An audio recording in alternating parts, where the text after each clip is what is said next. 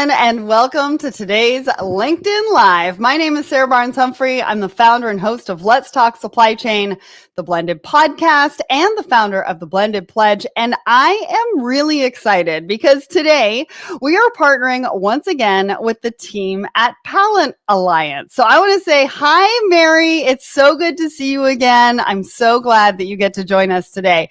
Now, we recorded an episode together earlier this year for Let's Talk Supply Chain. That was episode 482. Wherever you listen to the podcast, or maybe you watch it on YouTube, go and check that out. And you can also find Mary on our Woman in Supply Chain blog as well.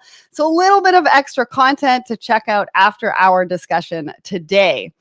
But today we're going to be talking all about supplier partnerships. Now, as businesses navigate disruptions and try to manage risk, supplier diversification has grown rapidly, but that's led to a whole new set of problems, with data showing at least 40% of companies lack basic tier 1 supplier visibility, and siloed technology and ways of working doesn't help at all. But despite those challenges, suppliers are fundamental to a business's success, from innovation and cost cutting to sustainability and long-term resilience. So we need to find a way to work together, leverage collaboration for shared value, and we're going to be talking all about that today. Now, if you're tuning in, I want to hear where you are tuning in from. So make sure you put that in the comments. We want to hear from you. If you have any questions throughout the discussion today, make sure to also put those in the comments. And of course, if you like our conversation, you love what we're talking about, I want to see some fire emojis. All right. So Mary, welcome to the show. Why don't you introduce yourself and give us an overview of Pallet Alliance? So tell us who you are, what you do, how you help your customers, but start with you. I want to know who you are. Oh, who am I? Well, I'm Mary Casillo. That's a big question on any day. I mean, it's I'm a just loaded saying. question. I'm the Senior Vice President of Business Development for Pallet Alliance. What Pallet Alliance does is that we work with large Fortune 100 to 500 organizations across the United States, Canada, and Mexico, and we help them to procure pallets on a large scale, but we go beyond procurement, right? We want to go pretty deep into the pallet itself and pallet science. And we want to tailor those solutions specific to the customer with which we're working with. So we want to make sure that every organization who is using a pallet is using the right pallet for the product with which they're placing on top of it. And we want to make sure that we're doing that in the most efficient way possible. And that's with cost as well as with the supply chain. We want you to have a program that is efficient for you and fit for purpose. So I personally get to be the professional friend maker for Pallet Alliance. I get to go out and make those friends and have those conversations. And it's one of my favorite things to do is to talk about pallets with people, because it makes me feel like I know a lot of things that they may not know, because there's a lot of things to know about pallets that people just don't understand. So, and it's so important to supply chains, like absolutely important. And it could be a competitive advantage. We're going to be talking all about that today. I don't know if a lot of people know this, but I've had pallets in my life for a very long time, not only because I was in logistics. And so pallets were a big part of that, right? Either in ocean freight or in trucking. But pallets really make or break the product, quite literally. If you don't have the right products, if you don't have the right products, you know, it could cost safety, like risks and safety on the road. It can also cost you in product if the product is damaged because we're not using the right pallet. And there's a lot of things to think about. And plus, my husband used to work in pallets, so I know a lot of things about pallets, but I learn so much from you every single time, Mary. So let's talk about all of this. So today we want to encourage people to really dig into their partnerships and figure out how they could achieve a lot more value from those relationships. So my first question for you is, how do you think that businesses review their current procurement practices? Where should they start? What should they be looking out for? Yeah, I think currently a lot of people really need to start paying attention. Obviously, you want to look at your procurement data. I think every organization is different with what they require their procurement teams to take a look at. But when it comes to procurement data, it's what are you purchasing? How much of it are you purchasing? How much are you spending? And then I think to go into a little bit more in depth and to just mention, I think it needs to go a lot deeper than that. And I think we'll cover that today in our conversation of just like the total cost of ownership specific to the pallet, right? Let's talk about that. Let's talk about all of the stuff that's involved in it, because I think if we all understand what's involved on a bigger scale, we'll understand how to better partner with those suppliers who can provide us exactly what we need. Well, and I think part of that equation is also looking at what the extent of your supplier's capabilities are. Yeah. And how So do we think about, like, how do we future proof that partnership, or at least what we want to do within our organization with the partners that we choose, right? yeah, absolutely. So what Pallet Alliance does is we have a Rolodex of over 3,500 pallet and crate manufacturers across the United States, Canada, and Mexico. And one of our main goals, and something that we do on a regular basis, is making sure that we are aligning the customer with the appropriate pallet manufacturer. So if you're a customer who is producing something that requires something very specific, perhaps your pallet requires specific cuts, specific sizes, specific weights, specific species of lumber, specific fasteners, all of the above. What we do is we align our customers with the appropriate manufacturer that can provide them exactly what they're looking for. So you hit the nail right, figuratively and literally hit the nail on the head when it comes to making sure you're aligning with the right supplier. That is what we're going to be doing today. The analogies, or Yep. what are they called? It's analogies, I guess, or Yeah. anyways, the references that you and I are going to be making today is going to be off the charts. Before we keep going, I just want to give a shout out to Camilla and Fiorella over on my personal LinkedIn. Thanks for joining us. Camilla says pallets are her thing. So we love to hear that, right? Because it's Mary's thing. And anyways, so originally or earlier, you talked about cost to serve. Right? When we think about procurement practices and we think about where to start, it's not necessarily about the investment that you're making on certain things, including pallets, but it's also the cost to serve the client. Like, what percentage of, your cost to serve is going to your specific vendors or your suppliers, depending on what it is that you're including, pallets included, right? And so cost to serve is a really big deal. I did a LinkedIn Live just a couple of months ago talking about how much of a competitive advantage it is to really understand what that means for your organization. Yeah, absolutely. Total cost of ownership when it comes to a pallet is extremely important, because you're not just purchasing wood. People think, oh, I just need something to put something on and ship it. Right. You're purchasing way more than that. You're purchasing the basically what you're purchasing is 65 to 75% lumber. Beyond that, there are so many costs associated with manufacturing pallets. So understanding that your manufacturing facilities play a big role with how those pallets interact with the machinery that you have. It is mind-blowing the amount of things that go into the total cost of a pallet. Yeah.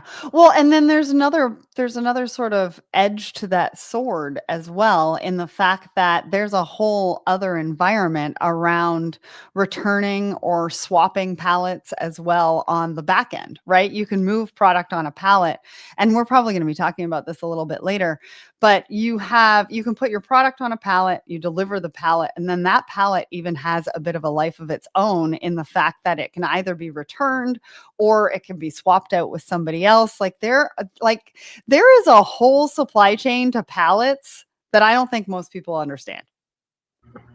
Yeah, there's so much that goes into it that if you reach out, excuse me, I have a small dog who is very loud in the background. Okay. My apologies for that. If you have, hold one. That's okay. That's the whole thing about live, is that we are going to have dogs and things like that. I'm surprised you can't hear mine. Anyways. Yeah, I'm so sorry. Can we repeat the question so I can get a little in depth?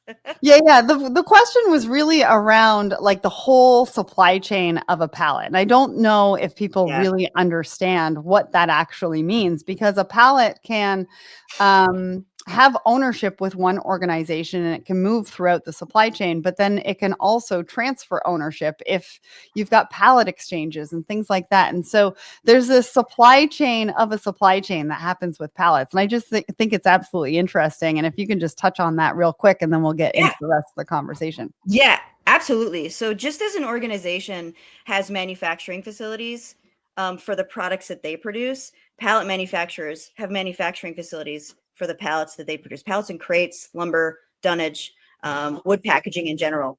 There's a lot of things that that go into that. So they're not only purchasing the lumber to build those things, they also have to worry about the equipment that they're using. They have to worry about the saws that they're using. They have to worry about, are they milling their own lumber? Or are they purchasing their lumber from somewhere else? Are they ordering their fasteners outside of the country? Does that play a role? You know, are they ordering fasteners from inside of the country? So the manufacturing process of a pallet or crate is just as intricate as the manufacturing process of a product or material that a large organization may be selling.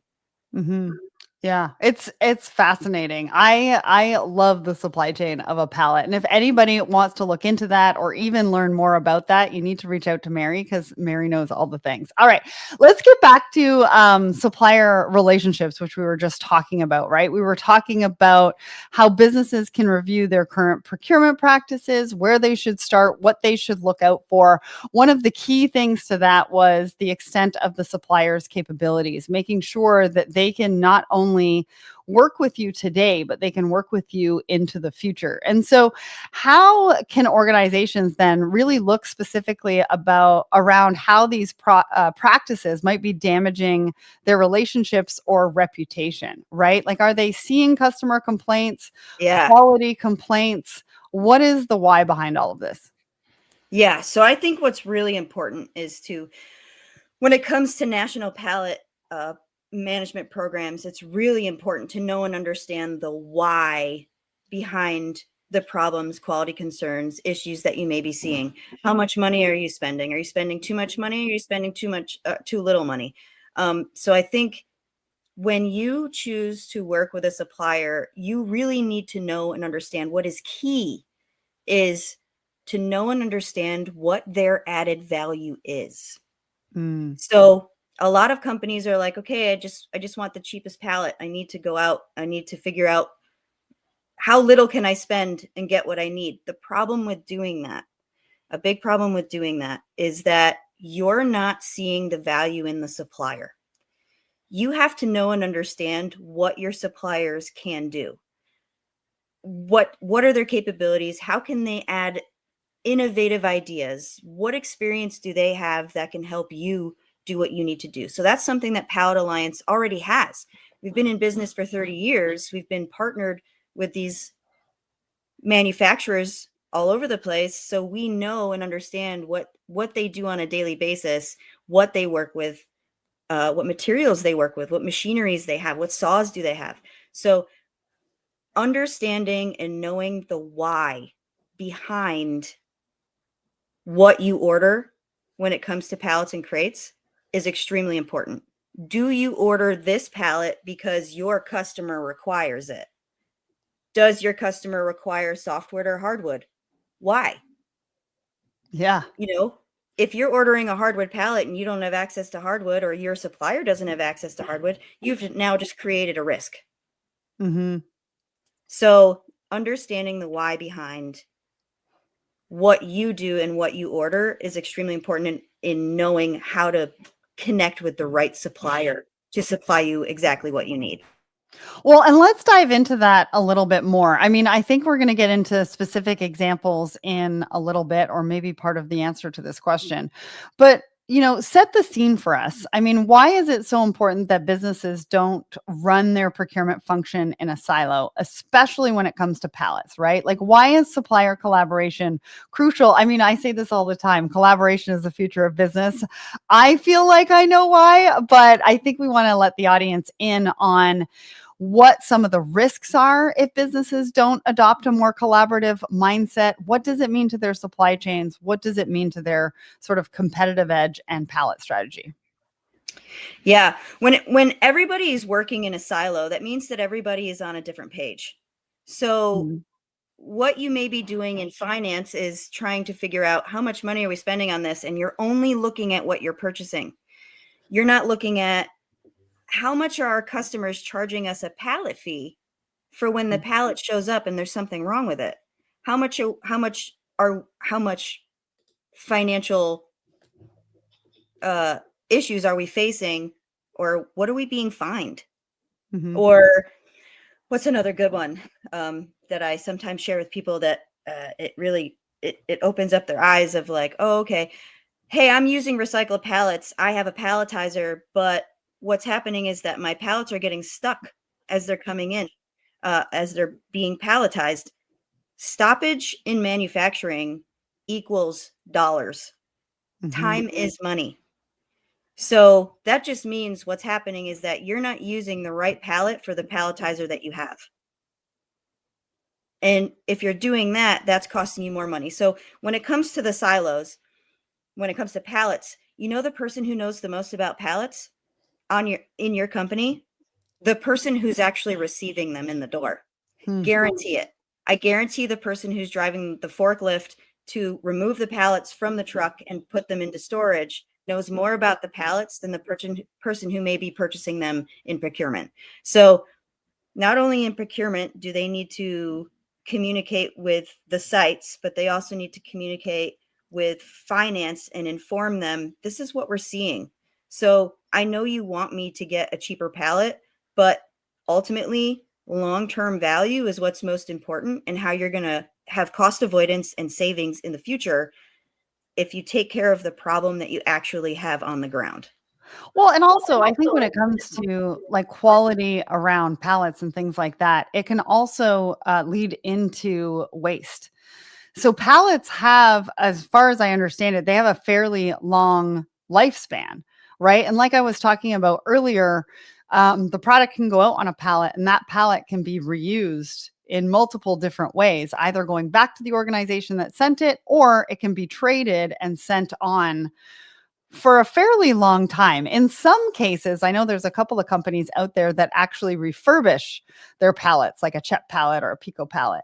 And so they actually sent them in for refurbishment, and those are specific to a specific type of product. I think it's food and something else. And so they have to refurbish those because they have colors to them. They have red and blue and things like that. But it's so interesting how the life cycle of it. And so if you're going to do it and you're going to pay for a pallet, you want to get it right. You don't want there to be waste, and you want to be able to use it over and over and over and over again. Absolutely. So Pallet Alliance works with some extremely large organizations. And we actually have created and started and maintained for over 15 years repair and return programs. Hmm. So repair and return programs are a company orders a pallet, they use it, they ship it somewhere, they have to maintain the data of where they're shipping it. If the volume is there and you can recover those pallets because wherever you ship them to may have had the opportunity to repalletize them, instead of just recycling those pallets and shipping them off, there's the opportunity to recover those pallets, send them back to a pallet manufacturer who repairs pallets, and then retrieve those pallets back in at a reduced cost of just the repair of the pallet. And they're your pallets. You maintain them as they go through. The end of life cycle is when that pallet is no longer repairable to your standards. And then those pallets need to be recycled. Maybe perhaps a recycler picks them up and reuses them again with someone else who can use them at the quality with which they are. But other than that, there's a whole sustainable aspect of the life of the pallet, which is, okay, what's next for this pallet? I can't use it anymore. No one else can use it anymore. let's tear it down, let's shred it up, let's use it for animal bedding, let's use it for mulch. All the mulch that you receive for your gardens all over the country, all over the world. Pallets? Pallets. Wow. Pallets. Yeah, it's pretty interesting. I had no idea. And actually, I'm sort of chuckling a little bit because you were saying how pallets can be used. I was just at a logistics company a couple of weeks ago, and they used it as the ceiling of their kitchen. Which I thought was amazing, and it looked really, really, really cool. So you never know where your pallets can end up. I want to give a shout out over to Dupree over on my personal LinkedIn. They say, Mary, 2 Thursdays in a row learning about pallets and crates. I guess they must have seen you last Thursday. Yeah, I did a bit for the Institute for Supply Management, and we had a good conversation about pallets, and just I could talk about pallets forever, and everybody's just like, oh, I didn't realize there's so much to know. 2 Thursdays in a row. I love it. And I want to give a shout out over to Hillary, Javier, and Heather over on the Pallet Alliance social media as well. All right, let's get into cost. We've kind of already touched on it. We've talked about it a little bit, but it's a big consideration right now for all businesses, right? When they're thinking about budgets, they're thinking about saving money. Quick wins, direct cost cutting sometimes seems to be the approach.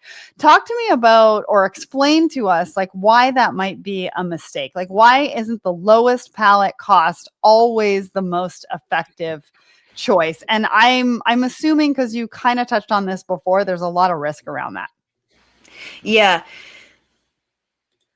I was just about to say, with risk comes great responsibility, because that means a lot to people in procurement.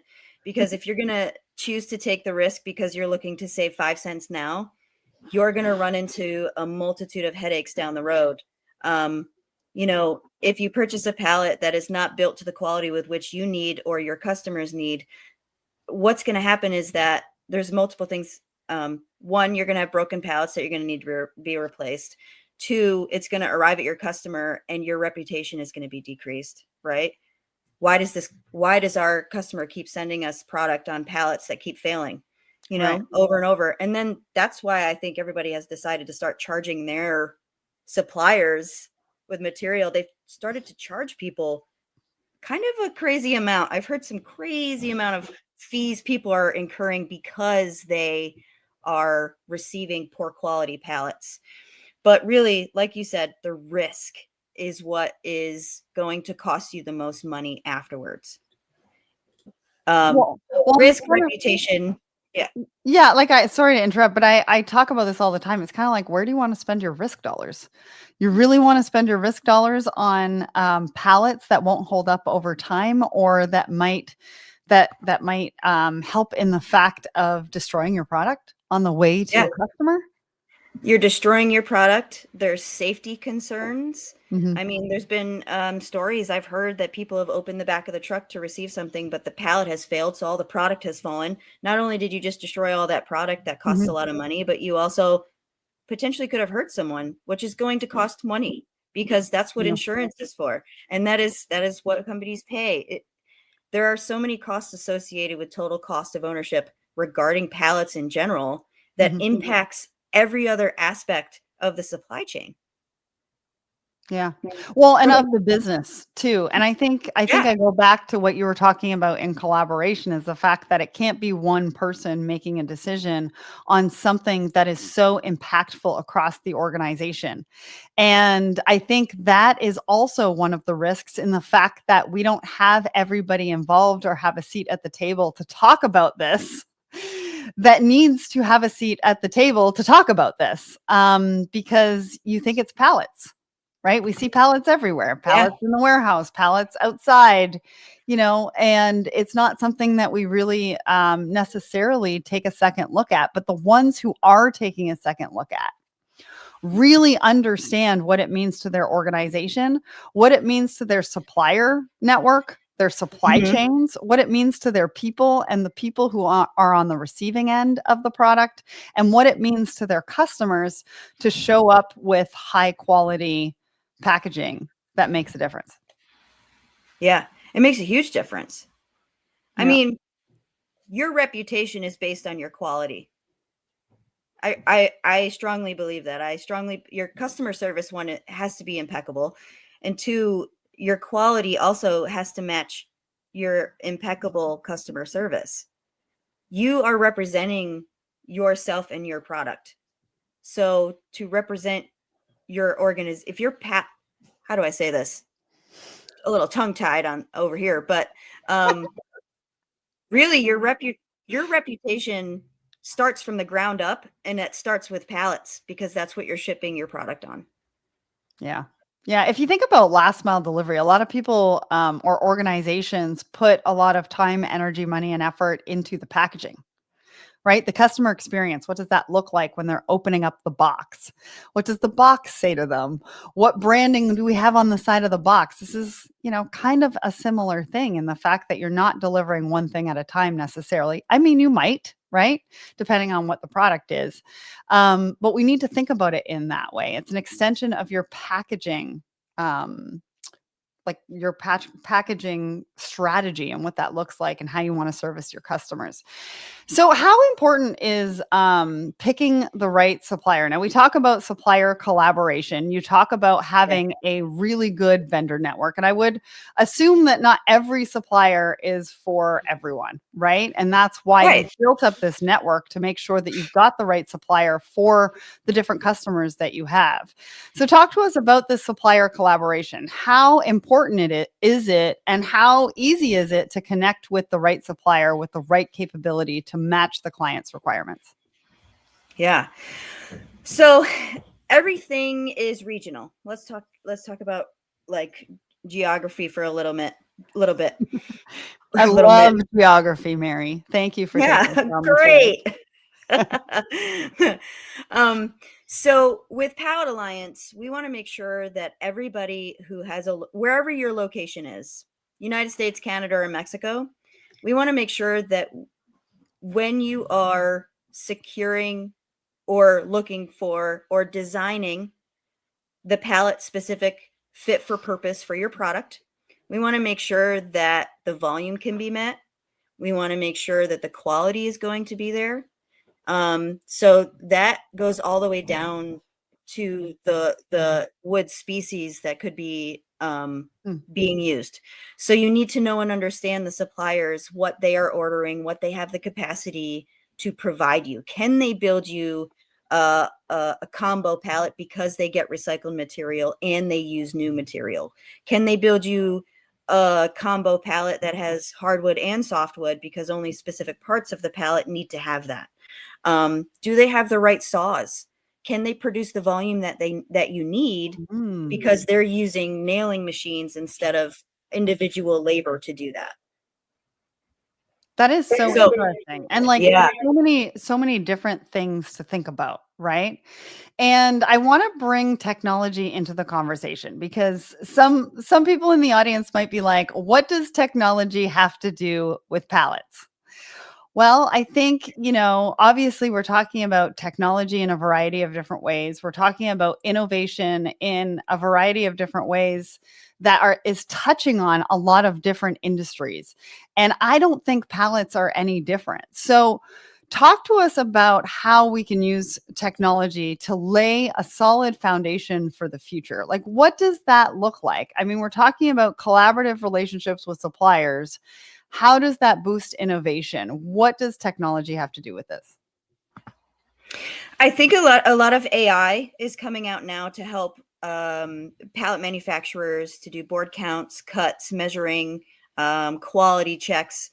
A lot of pallet manufacturers are starting to put money into using those certain things. But with Pallet Alliance specific, one thing that we've been working on a lot is our patented IntelliPallet technology, which is IoT technology, meaning we're able to embed GPS tracking systems into wooden pallets and then help our customers get the data they're looking for in order to set up those programs, those repair and return programs, in order to find out where their pallets end up if they have any loss, in order to track how bumpy the road is from point A to point B. Are we seeing pallet failures? Are we able to fix those failures? Can we redesign the pallet to make sure that you don't see those failures? How about the humidity in a truck? How about the temperature in a reefer? How about, are your products getting damaged? So technology is playing a big role when it comes to the logistics of materials moving from point A to point B. I really think it is the future to be able to find cost efficient ways to implement the right pallet or crate for the right product in order to make sure it arrives appropriately where it's supposed to, when it's supposed to, how it's supposed to, without being damaged. Well, and it's so interesting in the fact that you say that, because I never would have thought that this is where we could go with pallets, but it makes so much more sense if we are really focusing on the capital that we're putting into the products that we are moving from A to B. And we think about the margins shrinking at the moment. Like, we've got so many things coming at us with tariffs. I mean, all I have to say is tariffs, I think, but tariffs and investment in technology and so many other things, the margins are shrinking and retailers have decisions to make, right? Do they pass along the extra cost to the consumer? Do they hold on with reducing their margins for a little bit longer to see what happens with the tariffs? Or do they take a look at the suppliers and the companies that they're working with that could then tweak some of the things that they're doing that could then maybe give them some of that margin back because they're not losing it to waste or they're not losing it to loss, et cetera, et cetera, et cetera, in the capital of the product itself? Absolutely. I think you just hit on something that we encourage people to do, which is take a look at the other things that are costly Yeah. instead of trying to just save money right now. You have to look to the future, and in order to look to the future, you have to be innovative, you have to pair with the right supplier, and you have to be aware of the market and the industry and the science behind it. And I think that's why Pallet Alliance does so well, because we want to take your current program and we want to elevate it to the next level. We want to make sure that you're getting what you need right now, so you don't face those other issues. So down the line, those aren't issues for you. You want to fix what you have right now by using the right technology, using the right innovation, partnering with the right supplier, using the right species of lumber, using the company that's going to partner with you, that's going to make you stronger. So choosing the right individual or organization to work with is what's going to be key in long-term value, long-term cost efficiency, and long-term supplier or supply chain resiliency. Yeah. But there's Yeah. also you were talking earlier about reputational risk. There's also a cost to that as well that you're not necessarily going to see within your margin unless, you lose Correct. a customer down the road or something like that. And that it kind of comes to the fact that that's one of the impacts that could happen when you are managing these costs, when you're looking at it. But it's also a huge long-term impact, right? Talk to me about that. Yeah. We can do it both ways. We can do the long-term impact with suppliers who have the capabilities of servicing you, but if you have only been going after them to get the cheapest price, and they can say, hey, you're not seeing my value. I don't really want to help you. I don't want to put you first, Mhm. you know? And then, Oh. yeah. So there's the opposite side of this. It's Mhm. not just the reputation you have selling to your customers. It's the reputation you have from buying from your suppliers Mm. that you could be impacting. Hey, I'm gonna hound you for 5 cents here and 5 cents there, and I need to find the savings now and find the savings later. After a while, some suppliers are gonna be like, I feel like that's all you do, and you have failed to see what added value I have. Mhm. You failed to see the innovation I can provide you because of the experience that I have doing this with this customer, which is competitive advantage. Because what Mhm. if I'm servicing someone in the same industry that we've been able to fix something over here, but you're not willing to see the value of what I have to fix what you have to be more competitive with your competitors. Yeah. Yeah. And it could just be because some organizations are focused on that, or some organizations aren't really asking the right questions, or maybe they don't know the right questions to ask. Yeah, absolutely. I think that's a big, that plays a big role. No one is in procurement is an expert with the material that they are purchasing, because I'm assuming they have to purchase 7,000 different type of material because everybody in procurement juggles 3,000 balls at once. Raw material, finished product, Everything. indirect. Indirect. Yeah, Direct. yeah, yeah. Yep, jinx. And so I strongly feel that if you don't know what questions to ask, how to ask them, partner with someone who does. Partner with someone who does have the expertise with that commodity. In commodities, I'm biased. Pallet Alliance has the experts. They have the wood scientists. They have the packaging engineers. They have the wood packaging engineers. It is a science to what Pallet Alliance does in order to specifically make a fit for purpose product to individual sites too. Not that just brought up a point in my head, but you may have manufacturing facilities and you have 20 of them across the United States. Not all of those manufacturing facilities are exactly the same, which means what pallet you may be using over here may not fit the equipment you're using over here to manufacture this product. So not only is it intricate to organizations, it's intricate to each individual location. You have to find a partner who is willing to dive into that with you, but you also have to be the partner who is willing to dive into that with your supplier, who can provide you with those added value. Yeah, it's so true. It's so true. I want to give a shout out because we've got a couple of questions in the comments. If anybody has any questions, now's the time to put it in the comments, because we are just a few minutes away from answering all of your questions right now. So definitely put those in the comments. We're going to get to those in just a minute. Now, I want to talk about data, because you talked about IntelliPallet, and I have to tell you, I mean, supply chain companies and professionals are one of the best at naming technology. I just have to say. So IntelliPallet, I love that you named it that. You talked about what it does and how it tracks. But I think that it also collects data. And we've been talking about data for a very long time in supply chain. It's so important, but sometimes we're still struggling to get exactly what we need. So talk to us. Yeah, talk to us about how IntelliPallet captures the data. What does the real-time visibility and data sharing do for customers? How does it have an impact on cost? I know I'm throwing a lot at you right now, but I really want to get a handle on that data and what it would do for your customers.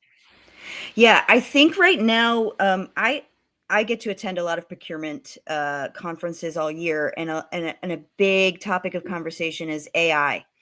You can't implement a successful AI endeavor unless you have the correct data to put into that, because if not, you're just getting false information and it's not going to be helpful. But when it comes to IntelliPallet or the work that Pallet Alliance does, we want to make sure that you are the most up to date with everything that you have. So with IntelliPallet, the data that it collects, it is uploaded. Pallet Alliance provides Tableau platforms for all of our customers for their individual locations, specific to those individual locations, that you can hammer down and get the information that you need. On the other hand, we also specifically maintain the data when it comes to spend, volume, and whatever specific KPIs you're looking for. If you're looking for sustainability, you want to know your CO2 emissions, so on and so forth. All of that data is compiled into one report for all of our individual customers. And based off of the KPIs that they are looking for, that's what we record for them. So if they need the data to implement into their system for sustainability purposes, we can provide them with the accurate, up-to-date data based off of what they're trying to reach. Again, I'm going to reiterate, AI functions will not work appropriately unless the data is accurate. And I think a lot of companies are on adventures right now trying to find the accurate data for their processes. So I feel like our largest impact, Pallet Alliance, when it comes to technology, innovation, and data, is going to be being able to provide our customers with the information they're looking for them to implement that data into their AI adventure. But I also think that you can help find money. And hear me out here. Oh, okay. Because I think there is a lot of pallets out there that we don't know are out there or where they are. And there's a lot of money out there in pallets because we have to buy pallets, right? Mhm. And so if they're sitting in a yard somewhere and we don't even know, and there's 10 pallets over there, I mean, that could be probably over $100 now, I would assume. Oh, yeah. Oh, yeah. I mean, it depends on the size of the pallet, right? Yeah. Every pallet is different. 4840 is just not your basic size anymore. There are hundreds of millions of different specifications. And so think about it. If you've got pallets all over the place and you didn't even quite realize that you've got pallets all over the place, you're literally leaving money on the floor. And so if you can track it and you can get the data as to where your pallets are and what they're doing for you, instead of them just sitting in a pile somewhere because somebody's forgotten about them, I think you can find some money with Pallet Alliance, don't you think? Oh, I'm pretty positive. Specifically, it's been proven. We've done it. We're still doing it. We have customers who have been with us for over 15 years, and they're still finding continuous improvement opportunities and cost savings. I mean, it's because they took the time to ask us what our other capabilities are and asked us, hey, do you think we could start using IntelliPallet to find where our pallets are? We think we're losing pallets somewhere in this realm of our supply chain. Mm-hmm. Can you help us do that? And of course we can help you do that. We just have to do a subset of pallets that you're currently ordering so we can embed those GPS tracking systems. It doesn't interfere with anything that you're doing. And then from there, we will do studies and track these pallets for you. Where do they end up? We've had pallets end up in Hawaii that started off in Maine. Why? Wow. How did that pallet get to Hawaii? Who knows? I'm sure 10 different companies used it, and one company who shipped stuff to Hawaii ended up putting their product on it. You know, there's opportunity to be sustainable, and there's opportunity to find cost savings. I think another avenue for cost savings is in pallet redesign. You need to know and understand what you're currently using in order to be able to ask our tech team at Pallet Alliance to take a look at this pallet. Why is it costing you this much money? What are you seeing? How can we change it? How can we make it better? How can we reduce the lumber you're using, both cost effectively and sustainably? We want to make what you're doing better. Love that. So I want to throw in an audience question right now, because this whole time we've been sitting here, you've been talking about wood pallets and I've been thinking about plastic pallets, and God's Way put in a comment about plastic pallets. And I just feel like I have to touch on this right now. So the question is there any way in the future plastic pallets will replace wood pallets?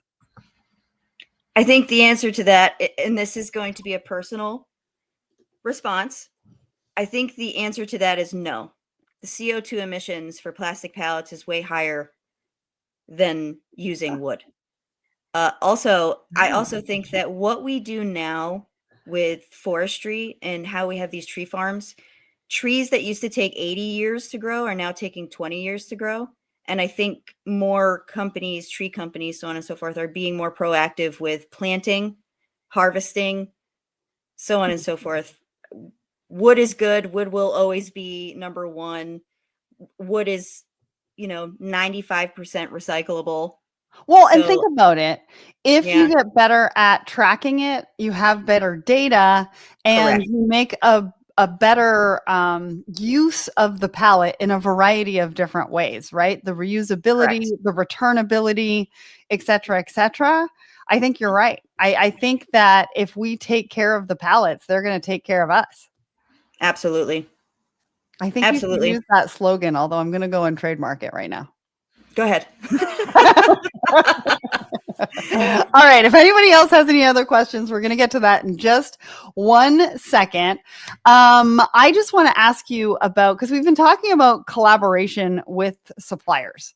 And I think it's important that we touch on this really quickly around what's the first thing that people can do to really cultivate a trusted supplier partnership, because that will create supply chain stability, sorry, even during disruptions. Like, this is really important for supply chain right now. And you really work within a very robust supplier partnership network. I mean, focused on pallets, but it still means the same things to everybody, no matter what they're looking at or thinking about. So what's kind of the first thing they should think about around cultivating trusted supplier partnerships? I think transparency is key. I think that if you want a supplier to trust you, you have to be willing to share information that is vital to that supplier, telling you whether or not they can help you. Data. Mm-hmm. Data. Yeah. Yeah. I think open and honest conversation with what your goals are. What are your goals? What are you looking for? And then I think from there, open communication back and forth. I think being open to hearing someone else's viewpoint on what you could be doing.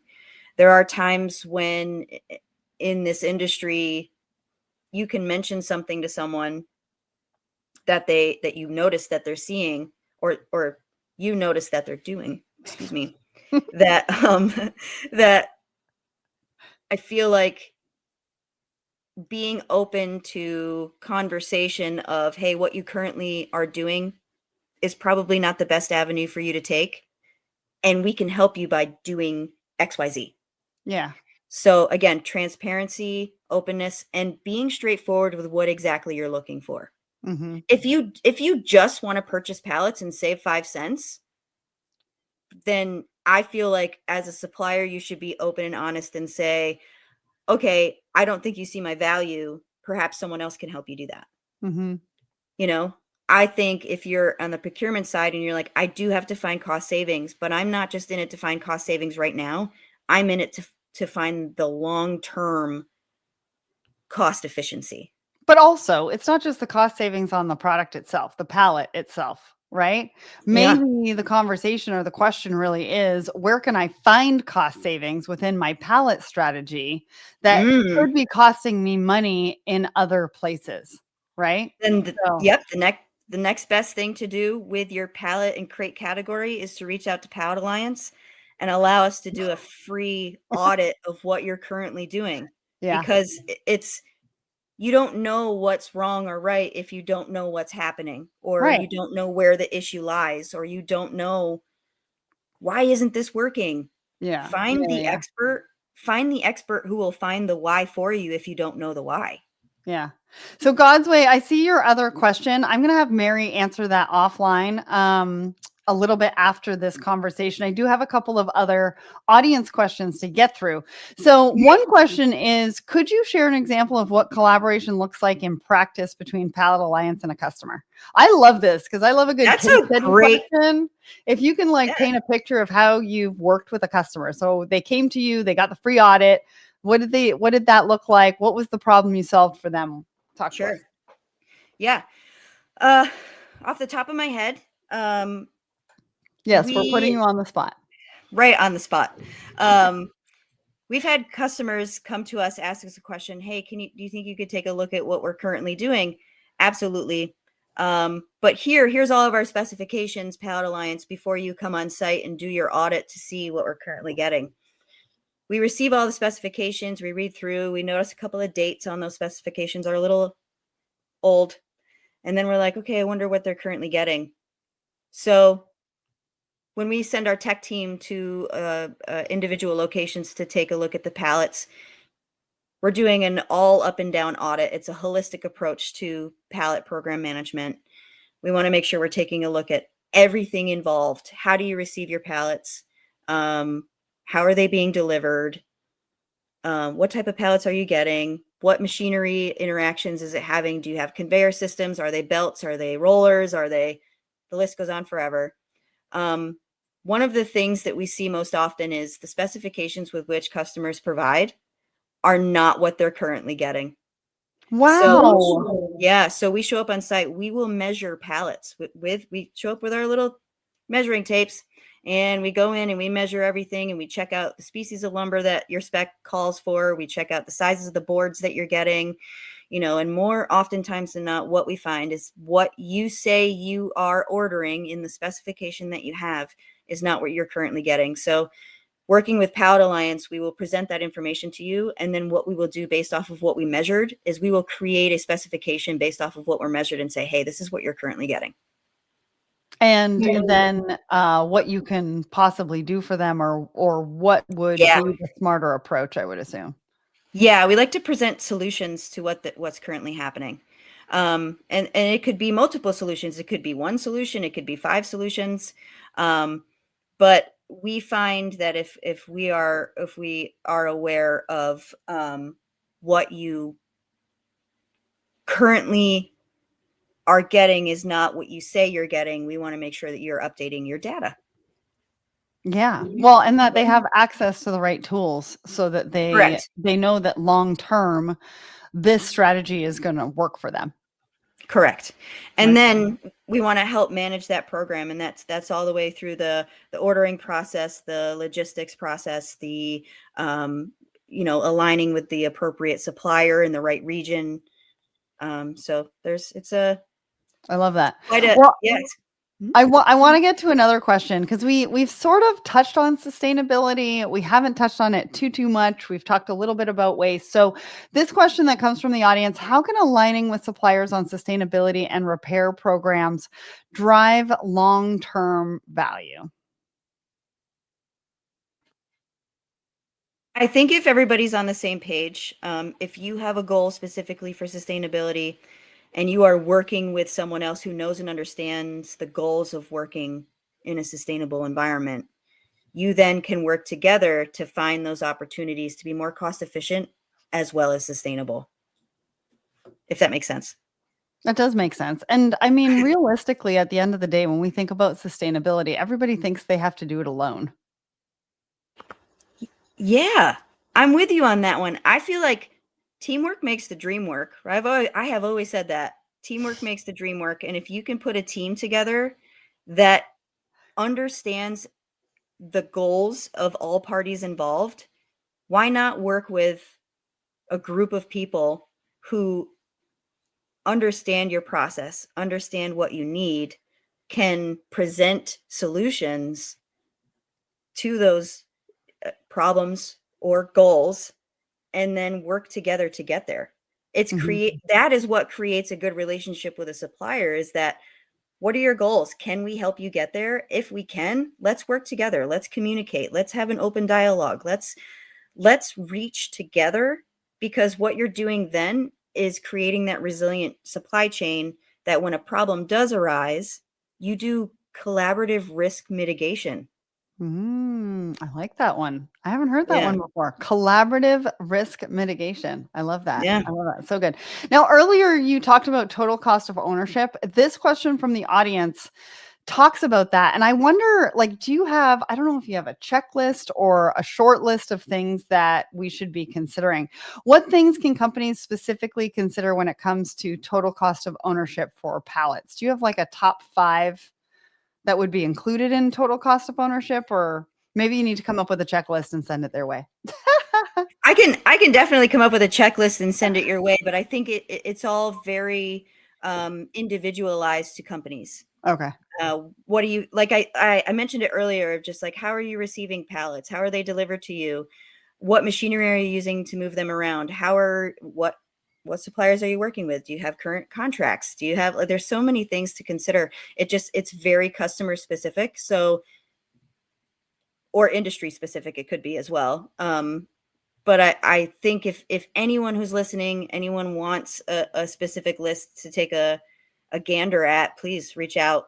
reach out to me, LinkedIn, however you want to reach. Well, I Call think Pallet Alliance. Yeah, I think it's important, right? Because all of those things that you listed have a cost component to it. And so how do you Yep. figure out what part of the cost of, let's say, the receiving of the pallets can go towards one pallet? What's the percentage? What does that look like? Then you can really dig into it and figure out what that total cost of ownership is for the pallets. And then you can even take it one step further and go to like the cost to serve model that I was talking about before, and cost to serve your customer as well. And so that really touches on the margins and where your margins actually are, right? Because sometimes you think it's, 20%, 25%, 50%. It could look a lot differently once you get the total cost of ownership of what your supply chain actually looks like and the cost to serve the customers. All right. Absolutely. I've got one more question for you. What do you want to leave the audience with today? Like, what are some of the big takeaways from our discussion that you would love everybody to walk away either thinking about or taking action on? I think one big thing to take away is if you don't know something, be open to reaching out to someone who might be an expertise in that category or commodity, right? So if you don't know everything about pallets, reach out to Pallet Alliance and have a conversation about pallets. Ask us the questions you have. We're a knowledge sharing center. We love to teach. We love to learn with you. And then the next thing would be, start thinking about being transparent with your suppliers, whatever commodity you are working with them on. Just start getting transparent. Start researching what their added value is. Start looking into, can they help us with this project? I really think transparency, communication, everything is key. Well, and I think the last question to really ask yourselves, your procurement teams, your supply chain teams, what is our pallet strategy costing us right now? Do we even know the answer to that? And if we don't know the answer to that, I really want to encourage everyone to go and figure out what the answer is to that. Like, get the free audit, figure out what that looks like, and really better understand where you're spending your money and what your margins actually look like. Absolutely. Well, that is all the time we have for. A big thank you to Mary for joining me again. I love the conversation. I mean, I know everyone is worrying about costs right now, managing limited budgets, but if you're really you've really brought to life this idea of a bit of a false economy, or not knowing what you don't know. If you're making decisions based solely on cost, you're not necessarily making the right choice. There's a bunch of other important considerations you need to factor in. And if you don't, it's going to end up actually probably costing you more down the line. So if you're looking for that free audit, if you're looking for a collaborative partner to bring innovation, shared value, and responsibility, plus long-term resilience, check out Pallet Alliance at tpai.com. Mary, thank you so much for joining me today. Thank you to all of you for joining us today. And I can't wait to do this again soon. Bye, everybody. Thank you.